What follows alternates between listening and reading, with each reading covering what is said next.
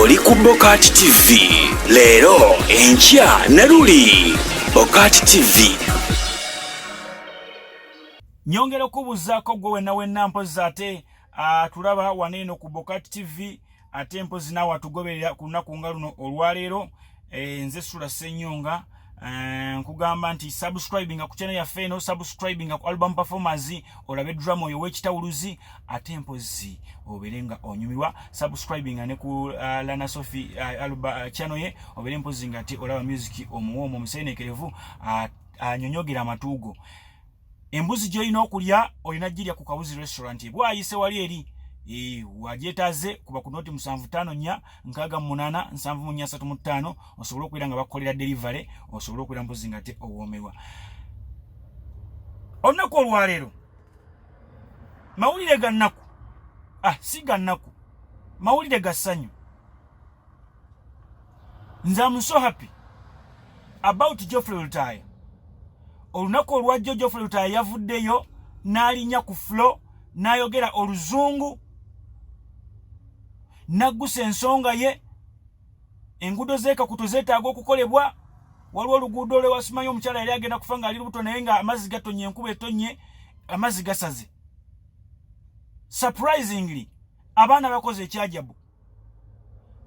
Abantu banyoomanya abantu bano bambi. Nalabako kuwona Lebo Kayemba Solo nga naye ali ku fulo awaayo asabumiitinga gundi ye. Geofrey Lutaaya asabumiitinze. Kizibu nnyo okusanga Geofrey Lutaaya ng'ali mawulire aleekaana. Aliwo omusajja asinze okuleekaana ennyo ku Bobi Wine bamuyita Kato Lubwama. Ayogedde buli kimu mu butuufu ne kisukka ne ku myaka gye.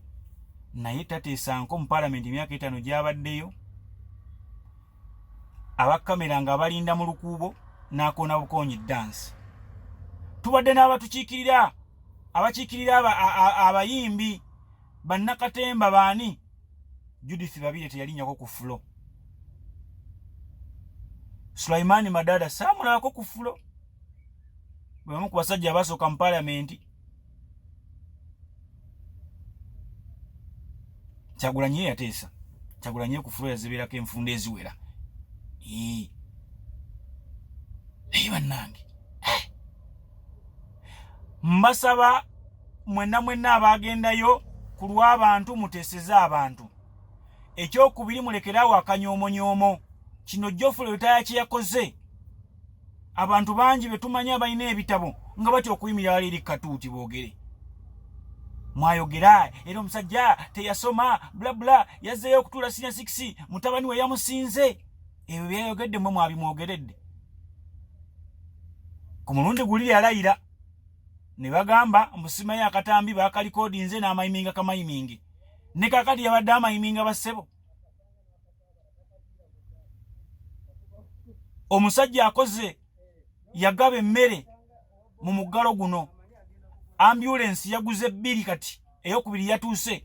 Ebiseera ebisinga Irina yagivuga n'atambuza abantu. Kuva ku mukyala ali supportive ng'ono bannange. Irina weebale bambi. Kansooke nkuweka video kano olabe nga Geofrey Lutaaya asabumiitinga okusaba kwe Paliyament ya government esobola okubeera ng'ekola enguudo z'ewaabwe. Bantu bangi tebasabidde bintu bannange. Kankakuwe.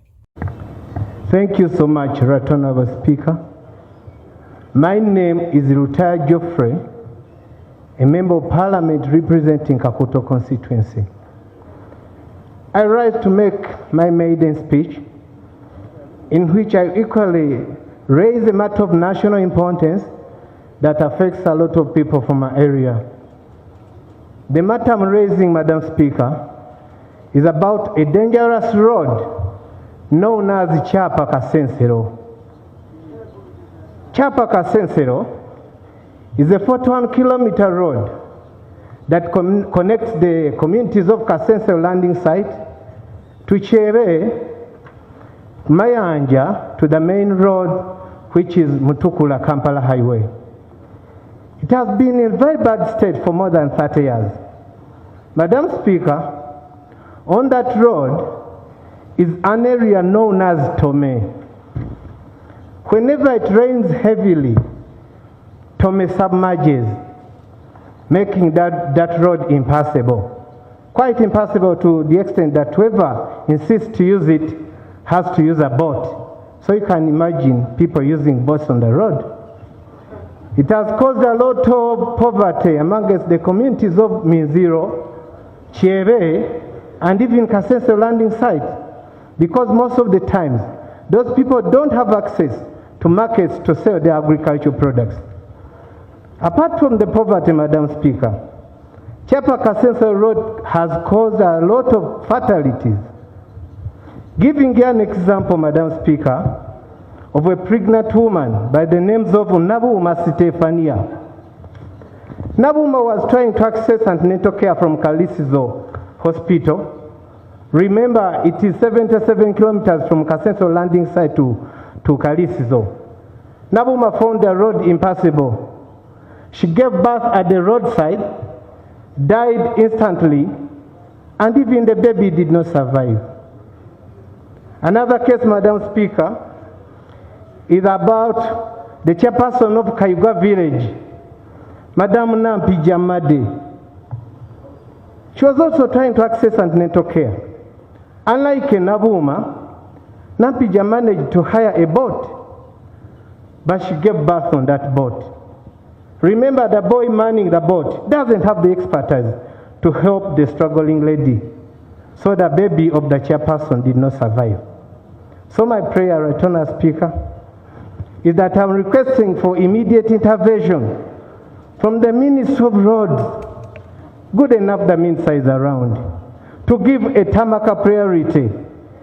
This time, not Malam, a Tamaka priority to that 41-kilometer Chapa Kasense Road. I beg to submit. Once take note and check on the road and get back to the house. Kinkizi.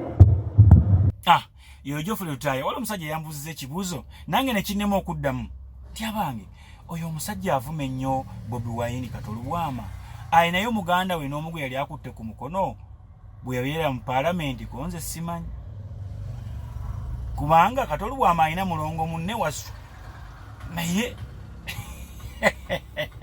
n'abuuza Lubaga yabakolera kikonze Lubaga naye yennyini akimanyi akyogera lunye teyakola ki talina kye yabakolera